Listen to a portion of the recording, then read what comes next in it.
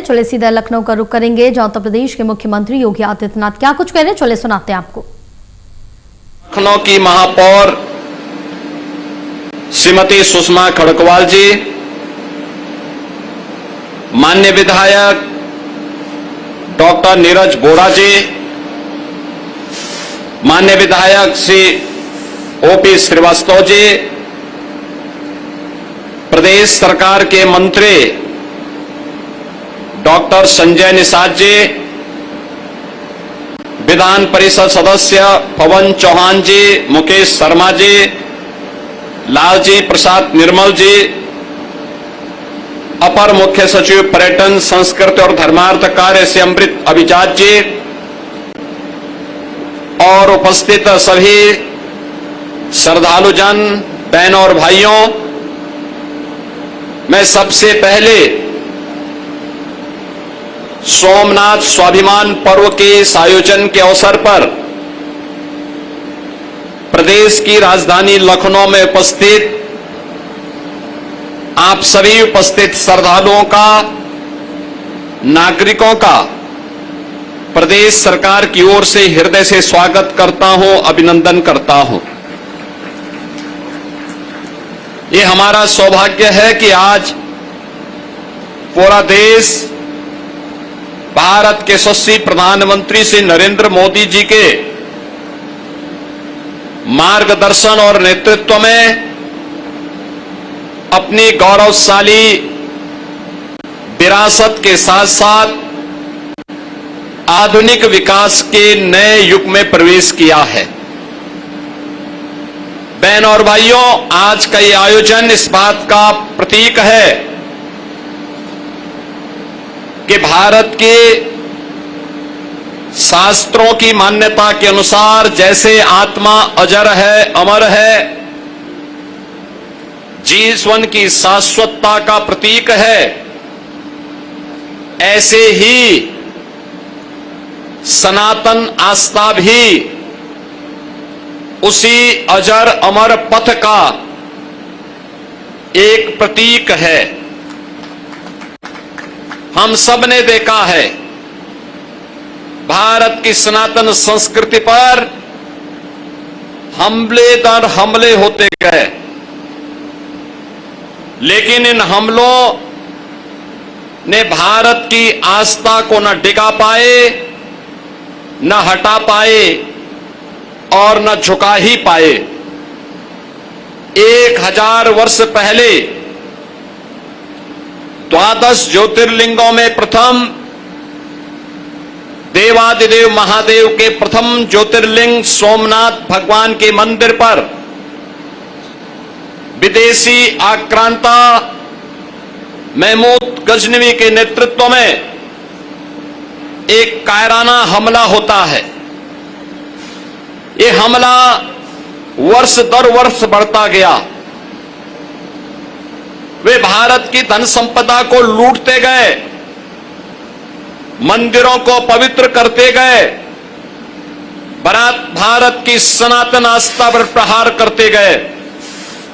लेकिन भारत के सनातन धर्म की आस्था अपने भगवे पताके के साथ पूरी मजबूती के साथ खड़ी रही। और 1000 वर्ष के बाद जब हम देखते हैं तो भारत की सनातन आस्था पूरी मजबूती के साथ दुनिया के अंदर कदम से कदम मिलाकर के आगे बढ़ रही है, लेकिन आक्रांताओं का कोई नामो निशान इस धरती पर नहीं बचा हुआ है। यही है यतो धर्मस्ततो जय का शंखनाद, जिसको आक्रांताओं की बर्बरता रोक नहीं पाई, तोड़ नहीं पाई, झुका नहीं पाई। और सनातन की इसी आस्था का आयोजन है सोमनाथ स्वाभिमान पर्व। बहनों और भाइयों,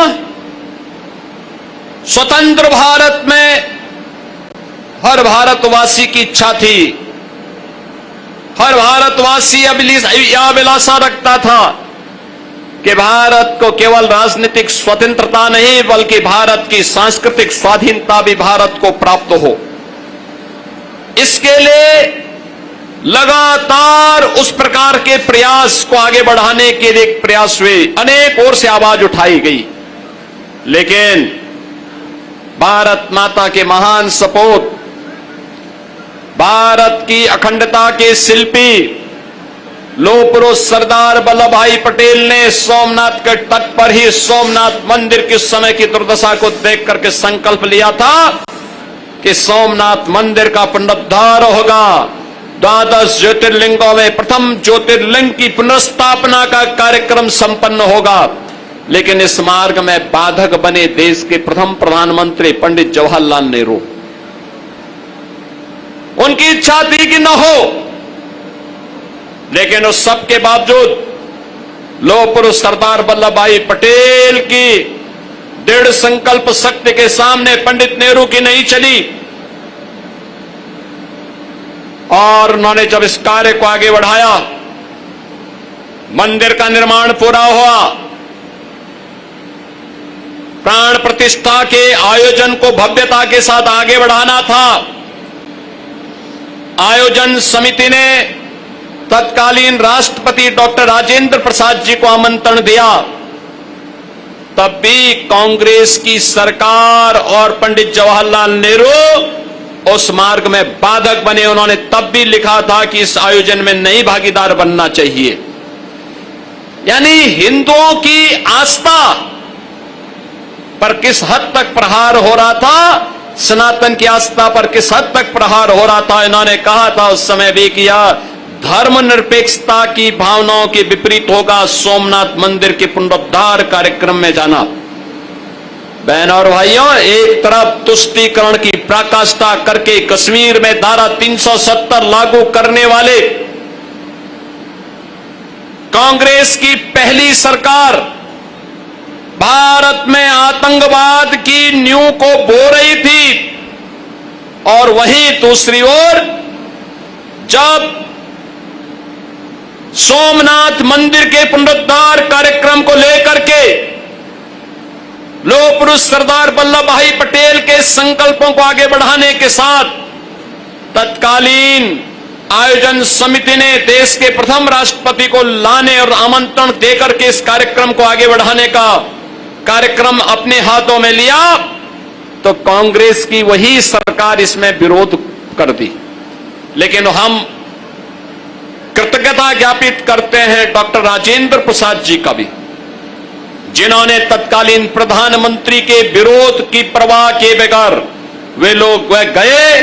और सोमनाथ मंदिर के पुनरुद्धार के कार्यक्रम को, प्राण प्रतिष्ठा के इस भव्य कार्यक्रम को उन्होंने अपने हाथों से संपन्न कराया। बहनों और भाइयों,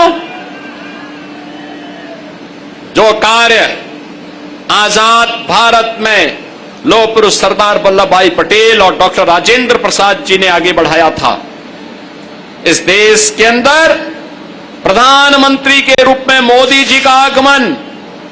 भारत के स्वाभिमान को, भारत के इस गौरव को, सनातन आस्था के इस गौरव को आगे बढ़ाने का ही उसी अभियान का कार्यक्रम है जो आज हम देख रहे हैं। कोई सोचता था आज से 10 वर्ष 11 वर्ष पहले कि अयोध्या में राम मंदिर का निर्माण हो पाएगा? आज हर भारतवासी, देश ही नहीं दुनिया में, भारत के अंदर कहीं भी आप जाइए, पूर्वोत्तर के भारत में जाइए, पश्चिमी भारत में जाइए, उत्तर भारत में आप कहीं भी जाइए, दक्षिण भारत में कहीं भी जाइए, और दुनिया के अंदर किसी भी देश में आप जाइए, जहां कहीं भी जाएंगे, हर ओर एक आवाज उठेगी, और आवाज उठती है जय श्री राम का। कोई भी भारतीय में देखता है, कहीं भी देखता है, देश में, दुनिया में, वो देख करके ही अनुमान लगा लेता है कि हम उत्तर प्रदेश से हैं, और फिर उसकी ओर से स्वतः आवाज उठती है जय श्री राम का। जब बातचीत होती है तो प्रफुल्लित होता है कि हम अयोध्या नहीं जा पाए, जाने की इच्छा है, लेकिन अच्छा लगा जब अयोध्या में राम मंदिर का निर्माण हुआ। आज अयोध्या में भव्य राम मंदिर का निर्माण हुआ है। क्या 500 वर्ष पहले जिन आक्रांताओं ने अयोध्या के राम मंदिर को अपमानित करने का काम किया था, हिंदुओं की आस्था पर कुठाराघात किया था, क्या वो हमारी आस्था को डिगा पाए, हटा पाए? नहीं। जिन्होंने आस्था पर प्रहार किया था उनका कोई नाम लेने वाला नहीं, लेकिन सनातन की आस्था पूरी भव्यता के साथ आज भी आकाश की तरह ऊंचाइयों पर उछल करके भारत के गौरव को आगे बढ़ाने का काम कर रही है। अयोध्या